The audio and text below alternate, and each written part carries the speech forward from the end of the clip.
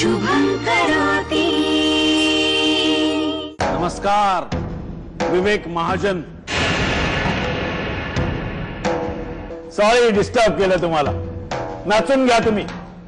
तुमचं झाल्यावर बोलू आपण. या नाही आपलंच घर आहे असं बसा ना. समजायचं कशाला, माझंच आहे ते. मिस्टर विवेक महाजन, मी माझे पैसे परत घ्यायला आलोय. मला माझे पैसे परत द्या, नाहीतर हे घर खाली करा. कसले पैसे मागतोय हा माणूस?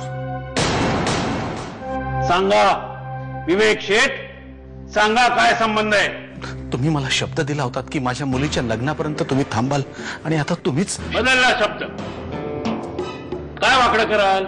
हो मिस्टर, शब्द नीट वापरा. Shut up. अरे विवेक, काय प्रकार आहे हा? मी सांगतो ना, तुमच्या भावाने कर्ज घेतलंय माझ्याकडून त्याच्या बिझनेस डील साठी 50 लाखाचं. या घराच्या तारणावर. आमच्या मुलीचं लग्न आहे उद्या, तेवढं पार पडू दे. सोमवारी मला पैसे मिळणार आहेत. ते मिळाले की मी लगेच तुमचे चुकते करतो. फार निष्काळजी आहात विवेक शेठ. असा होत नाही धंदा. धंद्यात फॉलोअप ठेवावा लागतो, तसा मी ठेवतो माझ्या कर्जदारांच्या गोष्टींचा. विवेक शेठ, तुम्ही बुडालात, तुमचा धंदाही बुडाला, आणि तुम्हाला माहिती सुद्धा नाहीये. द्या मला माझे पैसे द्या, नाहीतर या घराचा ताबा द्या. आणि मुळात या घराचा मालक विवेक नाहीये. तो कसं काय हे घर गहाण ठेवू शकतो? माझ्याकडे घर मालकाची सही आहे, अरुण साहेब. अण्णांची सही?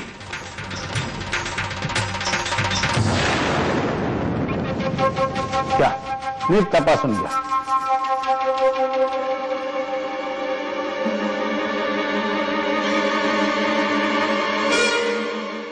हा कागद नकली आहे, सही खोटी आहे. याच्या आधारे तुम्ही काहीही करू शकत नाही. अरुण साहेब, तुमच्यासारख्यांमुळे वाईट वागावं लागतं या व्यवसायात. स्वीकारलं अरुण साहेब, तुमचं चॅलेंज स्वीकारलं.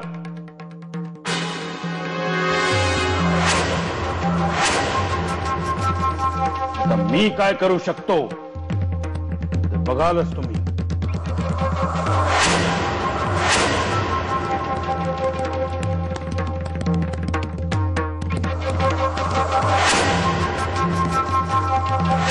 रमाकांत शेठ, रमाकांत शेठ, विवेक, रमाकांत शेठ, माझं ऐकून घ्या. मी तुम्हाला सगळे पैसे भर. खिडकी बंद करू नका. रमाकांत शेठ ऐका. रमाकांत शेठ, रमाकांत शेठ ऐका. माझ्या मुलीवर दया करा. आयुष्य उद्ध्वस्तोय. ऐका ना, हो ऐका ना. रमाकांत शेठ ऐका ना. बाबाची खोटी सही करून? नाही अण्णा, तरी दाखवलेली सही खोटी आहे. तुझ्यावर विश्वास ठेवून हे घर तुझ्या स्वाधीन केलं, ते तारण ठेवलंस तू, हे तर खरं आहे. चांगलं फळ दिलं साहेब. अण्णा,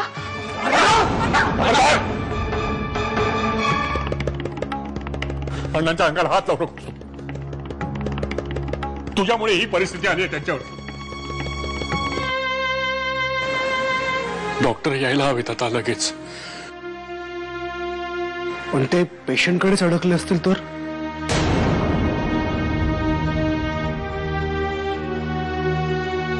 लगेच येऊ शकले नाहीत तर?